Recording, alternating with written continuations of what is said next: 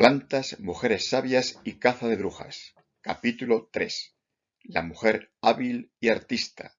Las plantas como materia prima. En los trabajos de arqueología, y sobre todo en la didáctica de la prehistoria, es habitual que el varón se represente recolectando, haciendo armas, encendiendo el fuego, cazando, pescando, transportando presas, y en sus ratos libres pintando las cuevas y haciendo malabares con sus armas. A la mujer ni se la mira.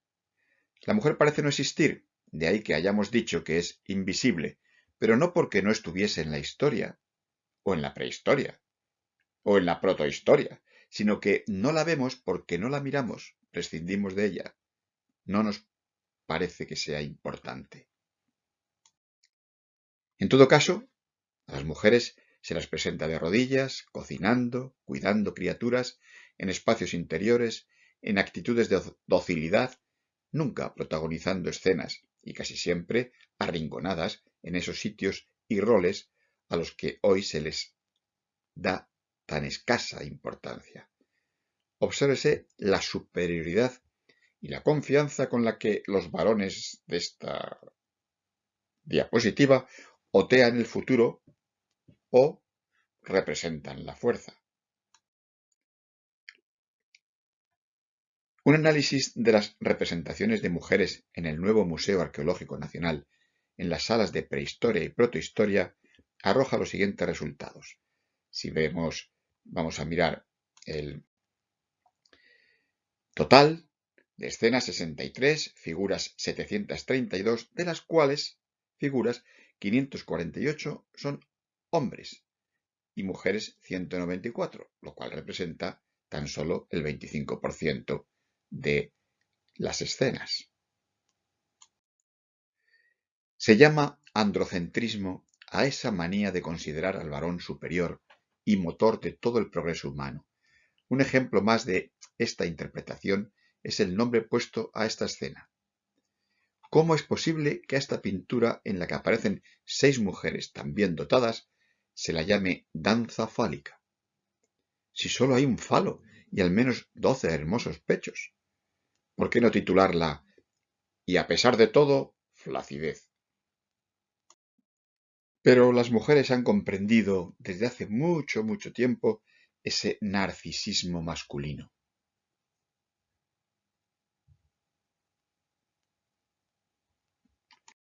¿No os ha sorprendido ver esta representación al final de la intervención anterior? Tan acostumbrados estamos a pensar androcentrados que nos choca que pudiese haber una mujer que realizase las pinturas de las cuevas de Altamira. Por eso es de agradecer que, a pesar de la poca presentación de la mujer en las explicaciones, el Museo Arqueológico Nacional haya hecho un esfuerzo y haya procurado que las escenas en las que aparece la mujer sean más activas y no solo que esté sentada de pie observando al varón, amamantando, moliendo, tejiendo. Aquí se las ve a las mujeres dirigiendo el arrastre y levantando un menhir o jalando peso de una mina. Desde el Paleolítico hasta la Edad de los Metales, las mujeres no solo realizaban tareas de reproducción y manutención a las que tradicionalmente se las ha vinculado, sino que la mujer, por ejemplo, ha fabricado de todo, sirviéndose de materia prima vegetal. Sin embargo, las cualidades perecederas de estos materiales ha impedido que la arqueología encuentre vestigios de tal producción, dando la falsa impresión de que solo existieran piedras pulidas, hachas, espadas y metalurgia fabricada por y para el varón. Los vegetales también han sido olvidados. A pesar de las infinitas necesidades que los vegetales han permitido satisfacer a la humanidad, la investigación académica les ha dado muy poca importancia, y de la misma forma que ha ocurrido con el trabajo de la mujer, lo botánico ha sido un aspecto considerado secundario, hasta que los nuevos enfoques feministas de la arqueología y de la investigación histórica están dando cuenta de la enorme importancia de esta interacción de mujeres con plantas. En las dos exposiciones anteriores mantuvimos la tesis de que el trabajo productivo de las mujeres referente a la obtención de plantas comestibles, su elaboración, su procesamiento, previsión y conservación de los alimentos, las hacían sabias. En esta charla destacaremos el papel que las plantas han jugado como materia prima material y cómo se las ha ido apañando el ingenio y la inventiva de la mujer para incrementar su sabiduría, aprovechando todas y cada una de sus posibilidades. Plantas para quemar. A todos nos parece obvio que el combustible universal para el fuego sea la madera. Por eso, la selección de las plantas para quemar empezó a ser una tarea recomendada a mujeres y niños. Al fin y al cabo, cualquiera, por tonto que sea, podría coger un palo y echarlo a la lumbre. Pero no cualquiera sabe elegir las plantas que arden antes, como la yesca, o las que dan más luz, para antorchas, como las coníferas con mucha resina envueltas en musgo, las que duran más, como la encina, las que queman con mejor olor, o aquellas de las que se puede aprovechar los rescoldos para hacer carbón vegetal. Así que las mujeres niñas, pequeñas leñadoras, debieron especializarse, porque de su pericia dependía que el fuego prendiese pronto, durase por la noche, no hiciese mucho humo, no crepitase, oliese bien o se mantuviese constante, también conservando suficiente temperatura sin llama para no quemar los panes que sus madres habrían colocado junto a él. Estoy seguro que estas mujeres que de niñas cogían leña, de mayores tendrían conocimientos de expertas sobre el fuego, y de ellas surgiría sin duda la idea de meter piedras calientes en bolsas de piel para calentar el líquido, el agua, o producir vapor como calefacción, o evitar soplar con la boca haciendo un fuelle o un abanico con ramas, y posteriormente endurecerían la cerámica y construirían pequeños hornos con los que economizar y modular la potencia del combustible. Posiblemente también esas niñas, expertas protohistóricas, se convertirían con el tiempo en piadosas, responsables y prestigiosas sacerdotisas que tenían el honor de cuidar el fuego de los templos, como las vestales en Roma, y que eran conocedoras del castigo que se las infringiría si el fuego se apagaba. Las vestales romanas también entendían que no pertenecían a ningún hombre, pero pertenecían al Estado, por lo que si no mantenían su virginidad serían acusadas de incesto y horriblemente castigadas siendo enterradas vivas. No cuesta tampoco imaginar que las niñas y niños, otros olvidados de los estudios académicos, que fuesen a por leña, podían encontrar palos rectos o partirlos a una medida que les permitiese su manejo para alcanzar mejor los frutos altos, para escarbar en el suelo buscando setas divinas, espantar a los perros o lanzarlos contra pequeños animalillos para cazarlos. Orgullosos de ellos, los salvarían de la quema y los utilizarían también para mover los objetos que estuviesen en el fuego. Descubrirían cómo endurecer la punta de esos palos para pinchar con más eficacia sin que se rompiesen y el prestigio que les daba poseerlos cuando amenazaban o incluso sometían a otros a palos. Realmente no sé si los niños aprendieron de los adultos la potencia del palo o fueron los adultos quienes se fijaron en las posibilidades que el palo, el físico, proporcionaba a los niños. Lo que sí tengo claro es que esas armas vegetales no se quemaban porque eran muy útiles. Por el contrario, se decoraban y se cuidaban como una propiedad valiosa en la que apoyarse. Se hacía acopio de ellas y se jugaba a ver quién las encontraba más aplicaciones, quién las lanzaba más lejos, cuál pinchaba más, cuál era más resistente. Así, los simples palos vegetales muertos fueron convirtiéndose en lanzas, flechas, garrotes, bastones o cetros, símbolos del poder, sin olvidar tampoco que era con 2 palos y un poco de hierba como se encendía el fuego. El palo sirve para todo, incluso para quemarse a sí mismo. Las mujeres descubrirían que las mejores maderas para bastones en las que apoyarse serían las del roble, el nogal, el sauce de diamantes, el palo de hierro, hostia virginiana, el avellano o el castaño. Tras el uso de plantas como combustible y el de ramas pulidas como armas y bastones, el siguiente gran invento sería la cuerda, muy unida a la confección de vestidos y otros útiles, como veremos. Una cuerda se produce cuando retorcemos fibras vegetales o hacemos un trenzado, y la cuerda se puede ir haciendo más y más fuerte trenzando trenzas. Los inicios del trenzado, nos parece, podrían ir unidos al del pelo. No a los inicios del pelo, sino a trenzar el pelo. El pelo se tiene muy a mano, es abundante, fino, y está sujeto por uno de sus extremos, lo que facilita su manejo. Los arqueólogos suponían que la cuerda y los tejidos eran propios del período neolítico, una vez que los humanos se asientan y permanecen quietos en un sitio. Pero la doctora Elizabeth Barber comunicó a la comunidad científica un descubrimiento muy interesante.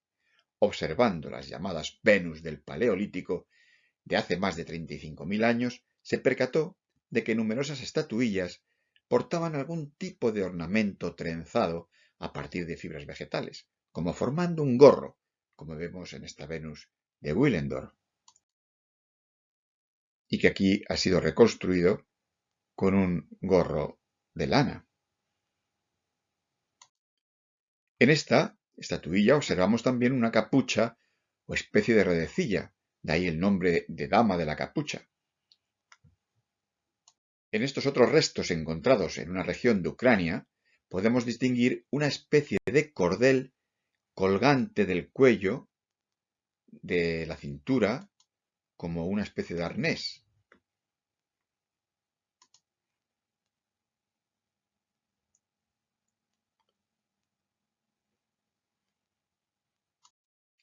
Y en la estatuilla del espuñe, sus amplias caderas muestran en la parte posterior una serie de canales muy marcados que parecen una falda, consistentes en 11 fibras unidas a una cuerda basal que sirve de cinturón.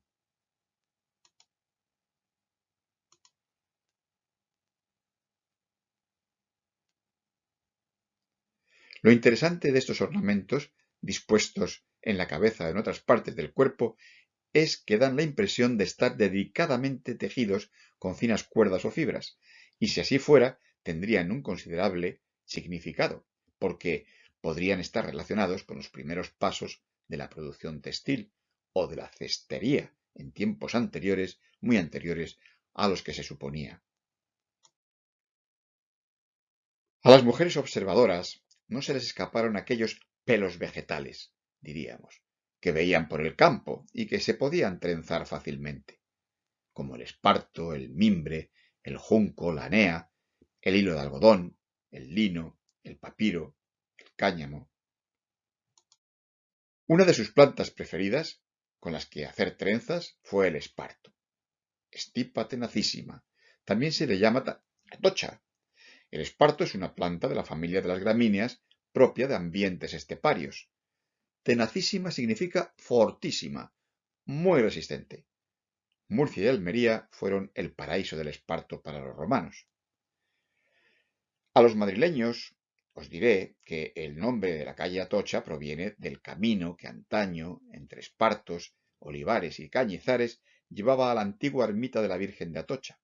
El camino se encontraba en la época de los Austrias, rodeado a ambos lados de numerosos hospitales, casas de recogida, ermitas, humilladeros y conventos. La palabra esparto viene del latín spartum y este del griego antiguo spartón o sparton, que significa soga, cable. El proceso de transformación del esparto comienza en el monte, arrancando las matas de esparto o atochas, pero después eso hay que extenderlo para que se seque y también después con un rastrillo de púas de acero se separan las fibras, como peinándolo. Luego se le somete a un aplastamiento con mazas para desprender la parte leñosa. Y esta tarea, curiosamente, ha sido tradicionalmente elaborada por las mujeres, denominadas picaoras. Luego se cocía el esparto también, sumergiéndolo en balsas de agua para que la fibra se ablandase, y al cabo de 30 o 40 días se tendía para su secado de nuevo. Y al final, pues el hilado, el hilao, que consiste en una rueda de madera movida por un meneador que hacía girar unas carruchas donde se enganchaban las fibras de esparto. Los fenicios y especialmente los púnicos lo comercializaron por todo el Mediterráneo. Con el esparto se fabricaron cuerdas cada vez más fuertes y largas. Aquí vemos la cuerda más grande del mundo, 251 metros de larga y unos 2 metros de diámetro. La están trenzando en Uijeong, Corea del Sur. Pesa 55.000 kilos y se utiliza para jugar a estirar, a ver quién puede más. Llevarse a las 500 personas que a cada lado se afanan en ser las vencedoras. Esta cuerda no se hizo en la prehistoria, pero está haciendo historia, sí. Los abedules, los tilos, los sauces, dan fibras para hacer cuerdas muy buenas.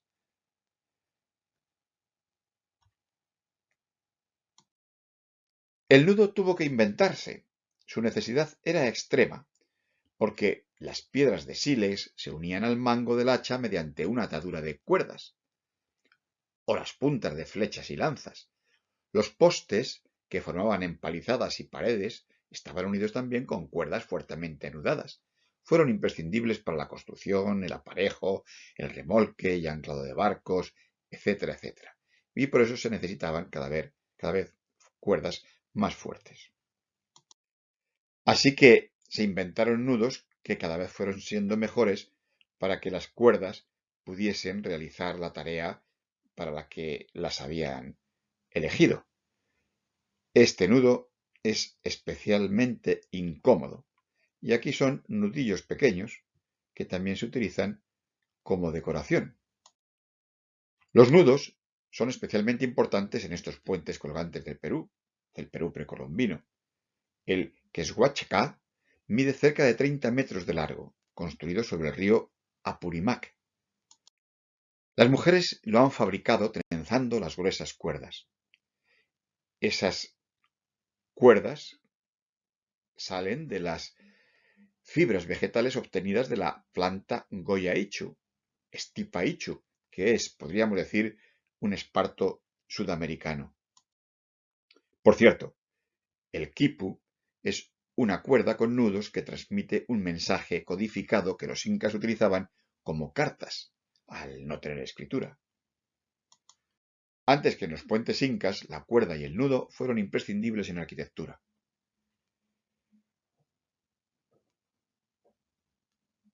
Repetimos aquí la imagen de la mujer como una más que unía su esfuerzo en una tarea comunitaria en la que todos los miembros colaboraban con igualdad, como debía ser. O incluso, ¿por qué no?, asumiendo también papeles directivos.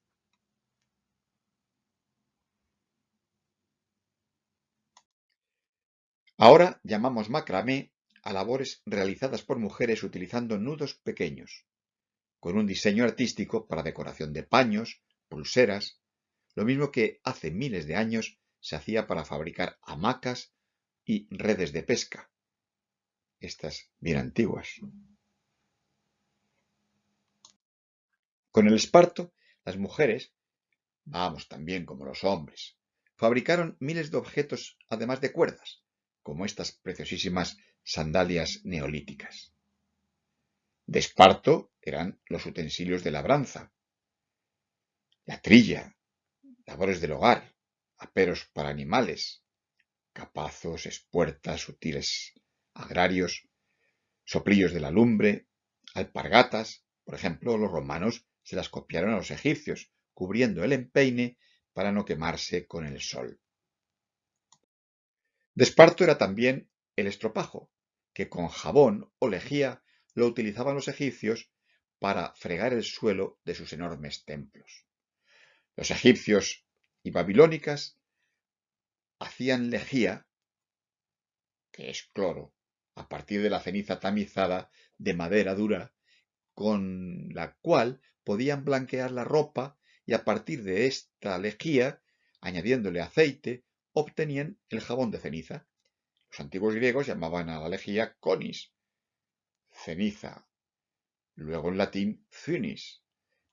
En la época del Imperio Romano también se usaba esta lejía, llamada aqua lixivia, agua colada. De ahí quizá la idea de colada cuando se lavaba la ropa.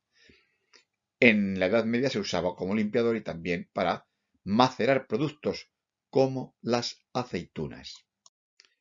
Las plantas barrilleras de las que se obtiene la sosa cáustica son como ejemplo la salsola, alogetum, salicornia, sarcocornia, sueda o atriplex. Las plantas barrilleras, para poder captar el agua de los suelos salinos donde viven, concentran diferentes sales solubles de sodio y magnesio en hojas y tallos, constituyendo una magnífica fuente de obtención de sosa horneándolas. No explicaremos aquí por qué esa densidad de sodio y magnesio en las hojas y los tallos, pero bueno, tiene que ver con la ósmosis para que el agua pueda ser absorbida por la planta y no al revés, ya que están en lugares salinos. Bien, en tiempos de los moriscos, las barrillas eran plantas que se cultivaban junto con cereales, de forma que si el año era seco y la producción cerealista no había sido buena, las plantas barrilleras asegurarían al menos un mínimo de ingresos para subsistir ese año. Para hacer jabón, se mezcla una grasa con una base fuerte para que ocurra el proceso químico llamado saponificación, en el que se transforma la grasa mediante la reacción con la base formando jabón. Se trata de un grupo de plantas típicas de la vegetación de saladar. Estas plantas, arbustivas o herbáceas de la familia de las quenopodiáceas, poseen una adaptación al medio hipersalino en el que viven. Consiste en acumular en sus tejidos, como hemos dicho, esa gran cantidad de sales.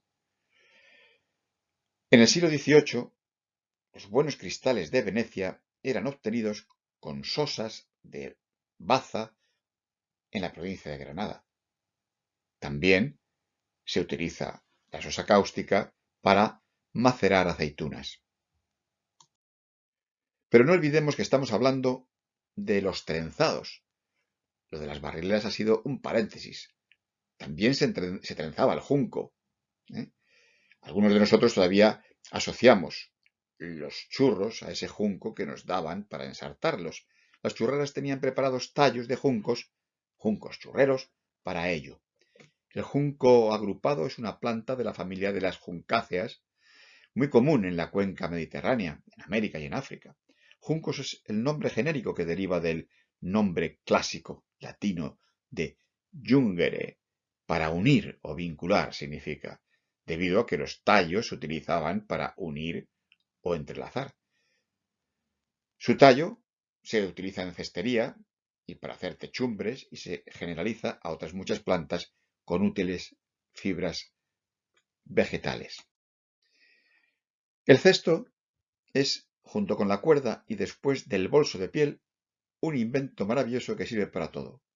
Nadie duda que esa mujer a la que hemos llamado recolectora llevaba el cesto de la compra colgado de un brazo, o a la espalda, o en las caderas, o en la cabeza, lleno de frutos silvestres, o como sombrero, y ya en casa podía servir como armario pequeño, banqueta, si era duro, despensa fresca, recipiente para la colada, casita de la serpiente, o lugar para los juguetes de los niños. Podemos decir, sin equivocarnos, que el universo cabe en un cesto.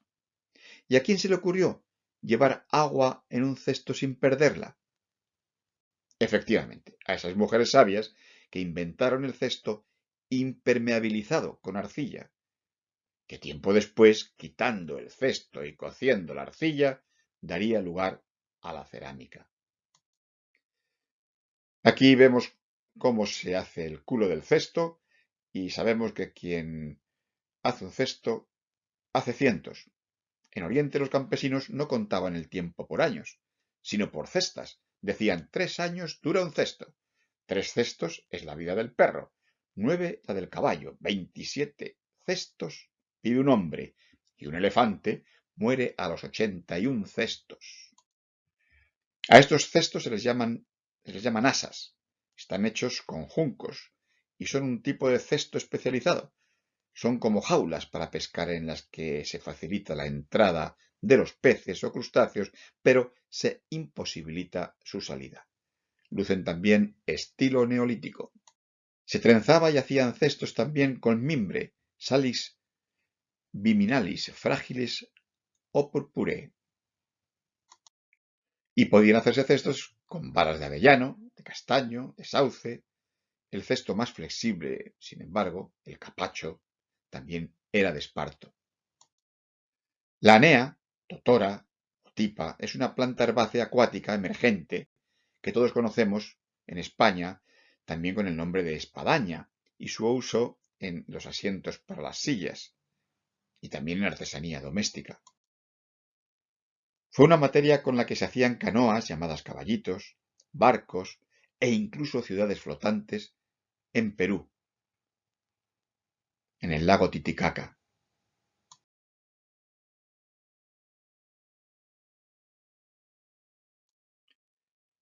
Y una vez puestos también a retorcer, pues se trenzaron los metales. Las torques estaban hechas de cuerdas de metal entrelazado, normalmente oro, bronce o cobre, y en muy pocos casos plata.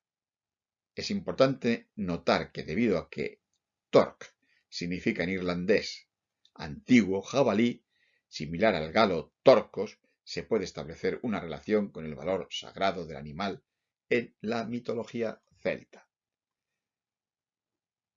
Bueno, y aquí acabamos con el capítulo 3.